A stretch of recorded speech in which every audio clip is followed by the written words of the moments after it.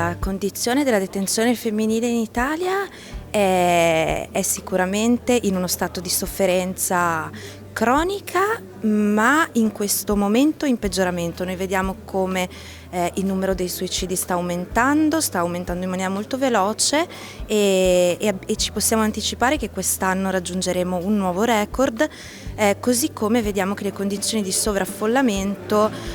stanno raggiungendo di nuovo i numeri della denuncia della Corte Europea dei diritti umani di qualche anno fa, che condannò l'Italia. La detenzione femminile non andrebbe considerata come un sottoinsieme della detenzione generale, nonostante nei numeri sia ridottissima, perché il 4,2% della popolazione detenuta è donna oggi, quindi un numero bassissimo, però con delle esigenze e delle richieste molto specifiche: la maternità, la salute intima, sessuale, la possibilità quindi di accedere a specifici controlli, visite mediche, garanzie anche di supporto psicologico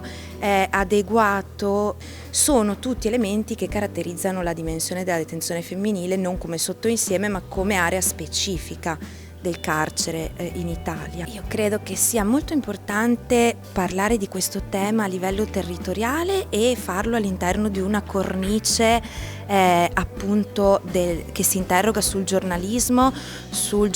di qualità e su come le informazioni circolano. Come è emerso oggi, noi del carcere sappiamo paradossalmente tantissimo, ma sappiamo molto poco di vero e molto poco di quelle che sono le reali criticità oggi, no? Mi vengono in mente alcuni casi di cronaca che hanno riempito le prime pagine dei giornali, e per chi insomma questi temi li conosce da tempo,